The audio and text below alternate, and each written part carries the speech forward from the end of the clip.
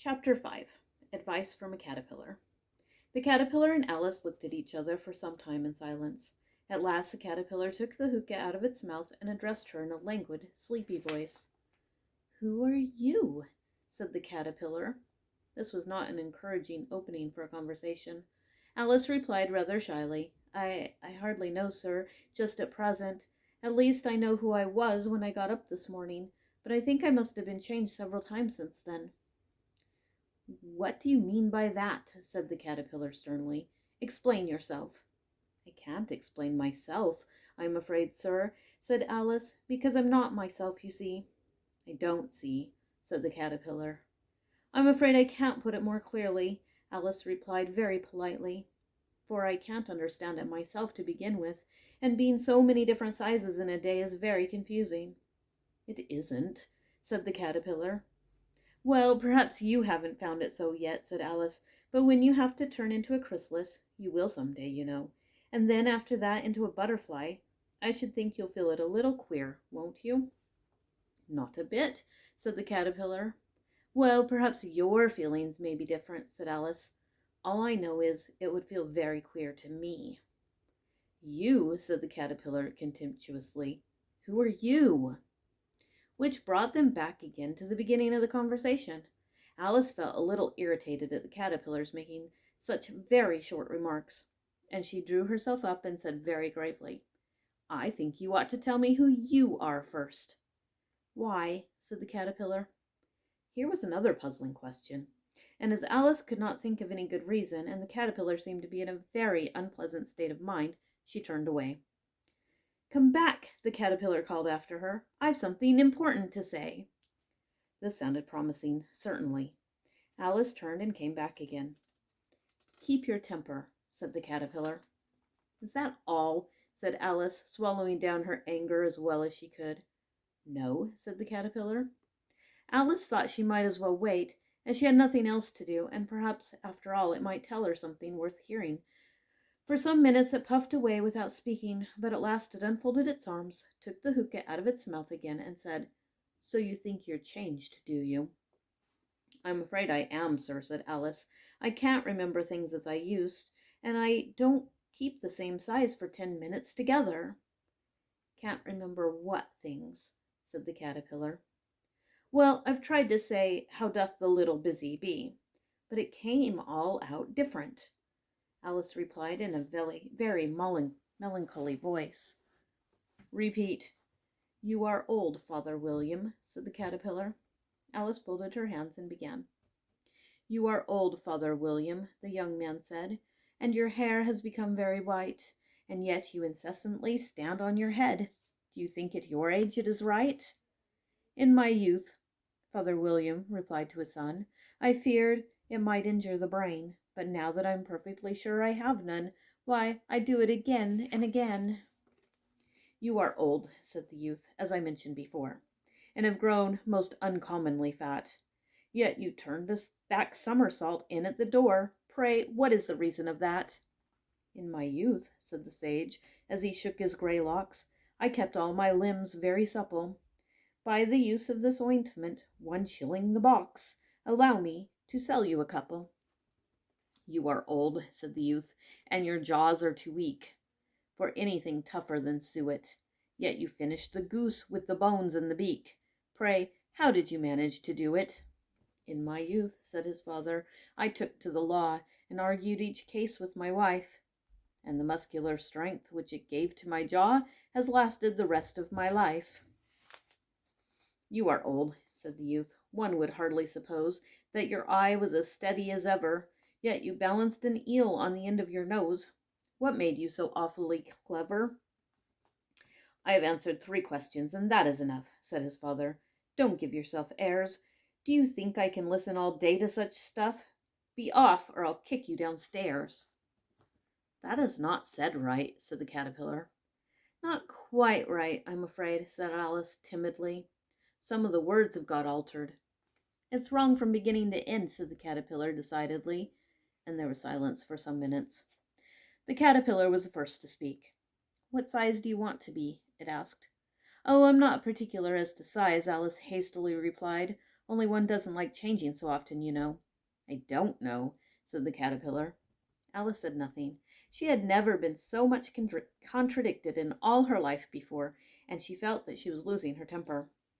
"Are you content now?" said the caterpillar. "Well, I should like to be a little larger, sir, if you wouldn't mind," said Alice. 3 inches is such a wretched height to be." "It's a very good height indeed," said the caterpillar angrily, rearing itself upright as it spoke. It was exactly 3 inches high.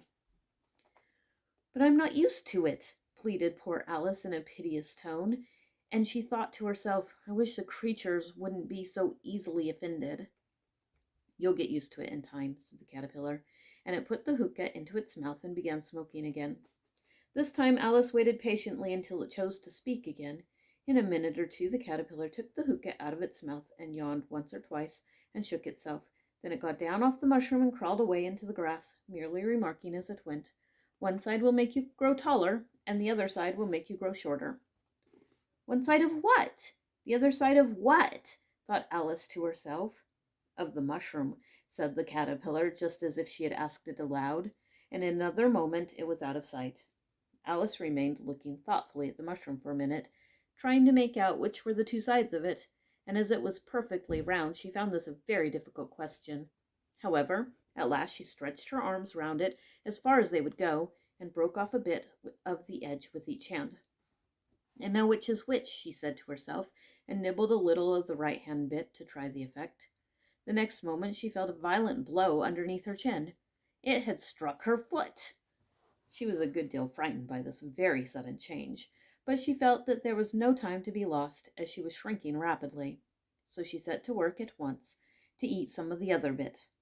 Her chin was pressed so closely against her foot that there was hardly room to open her mouth, but she did it at last, and managed to swallow a morsel of the left-hand bit. "Come, my head's free at last," said Alice in a tone of delight, which changed into alarm at another moment, when she found that her shoulders were nowhere to be found.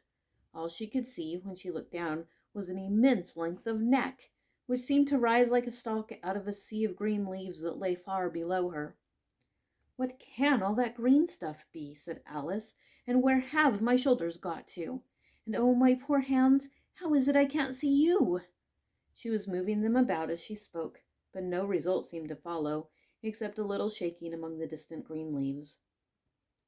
As there seemed to be no chance of getting her hands up to her head, she tried to get her head down to them, and was delighted to find that her neck would bend about easily in any direction, like a serpent. She had just succeeded in curving it down into a graceful zigzag, and was going to dive in among the leaves, which she found to be nothing but the tops of the trees under which she had been wandering, when a sharp hiss made her draw back in a hurry. A large pigeon had flown into her face, and was beating her violently with its wings. "Serpent!" cried the pigeon. "I'm not a serpent," said Alice indignantly. "Let me alone." "Serpent, I say again," repeated the pigeon, but in a more subdued tone, and added with a kind of sob, "I've tried every way, but nothing seems to suit them." "I haven't the least idea what you're talking about," said Alice. "I've tried the roots of trees, and I've tried banks, and I've tried hedges," the pigeon went on, without attending to her. "But those serpents, there's no pleasing them." Alice was more and more puzzled, but she thought that there was no use in saying anything more till the pigeon had finished. "As if it wasn't trouble enough hatching the eggs," said the pigeon, "but I must be on the lookout for serpents night and day. Why, I haven't had a wink of sleep these 3 weeks." "I'm very sorry you've been annoyed," said Alice, who was beginning to see its meaning. "And just as I'd taken the highest tree in the wood," continued the pigeon, raising its voice to a shriek, "and just as I was thinking I should be free of them at last, they must needs come wiggling down from the sky. Ugh! Serpent!" "But I'm not a serpent, I tell you," said Alice. I'm a... "Well, what are you?" said the pigeon. "I can see you're trying to invent something." I am a little girl," said Alice, rather doubtfully, as she remembered the number of changes she'd gone through that day. "A likely story, indeed," said the pigeon, in a tone of the deepest contempt. "I've seen a good many little girls in my time, but never one with such a neck as that. No, no, you're a serpent, and there's no use denying it. I suppose you'll be telling me next that you've never tasted an egg." I have tasted eggs, certainly, said Alice, who was a very truthful child. But little girls eat eggs quite as much as serpents do, you know. I don't believe it, said the pigeon, but if they do, why, then they're a kind of serpent. That's all I can say. This was such a new idea to Alice that she was quite silent for a minute or two, which gave the pigeon the opportunity of adding, "You're looking for eggs. I know that well enough. And what does it matter to me whether you're a little girl or a serpent?" "Matters a good deal to me," said Alice hastily, "but I'm not looking for eggs, as it happens, and if I was, I shouldn't want yours. I don't like them raw." "Well, be off then," said the pigeon in a sulky tone as it settled down again into its nest. Alice crouched down among the trees as well as she could, for her neck kept getting entangled among the branches, and every now and then she had to stop and untwist it. After a while she remembered that she still held the pieces of mushroom in her hands, and she set to work very carefully, nibbling first at one and then at the other, and growing sometimes taller and sometimes shorter, until she had succeeded in bringing herself down to her usual height. It was so long since she had been anything near the right size that it felt quite strange at first, but she got used to it in a few minutes and began talking to herself as usual. "Come, there's half my plan done now. How puzzling all these changes are. I'm never sure what I'm going to be from one minute to another. However, I've got back to my right size. The next thing is to get into that beautiful garden. How is that to be done, I wonder?" As she said this, she came suddenly upon an open place with a little house in it about 4 feet high. "Whoever lives there," thought Alice, "it'll never do to come upon them this size. Why, I should frighten them out of their wits." So she began nibbling at the right-hand bit again, and did not venture to go near the house till she had brought herself down to 9 inches high.